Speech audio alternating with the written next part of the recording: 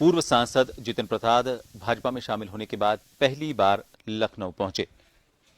उन्होंने भाजपा मुख्यालय पहुंचकर सबसे पहले मंदिर में मत्था टेका। इसके बाद प्रदेश अध्यक्ष स्वतंत्र देव सिंह के साथ प्रेस वार्ता की।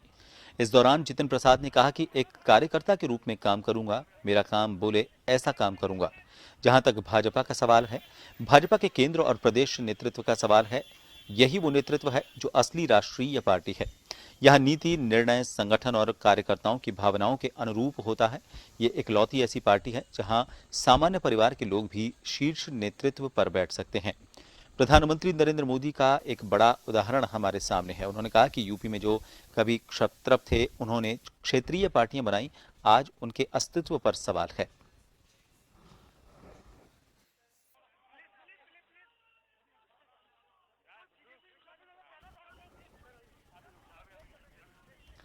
और इस खबर को लेकर बात करेंगे लखनऊ से जन टीवी यूपी के संपादकीय सलाहकार अरुण मिश्रा जी फोन लाइन पर जुड़ गए हैं। अरुण जी, कांग्रेस में 3 पीढ़ियों का साथ रहा था जितिन प्रसाद के परिवार का, और उसके बाद वो बीजेपी में आए। कितना महत्वपूर्ण हो जाता है बीजेपी में उनका इस वक्त आना, जबकि कांग्रेस लगातार टूट हो रही है।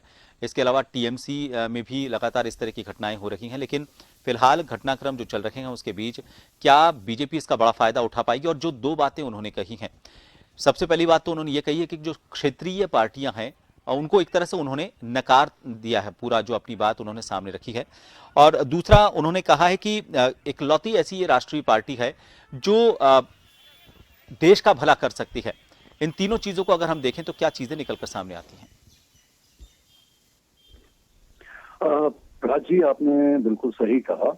जितिन प्रसाद का इसलिए महत्व वो बढ़ जाता है कि एक तरफ वो कांग्रेस वर्किंग कमेटी के सदस्य भी रहे और पश्चिम बंगाल का उनको प्रभारी बनाया गया था, जो हाल ही में पश्चिम बंगाल में चुनाव हुए हैं।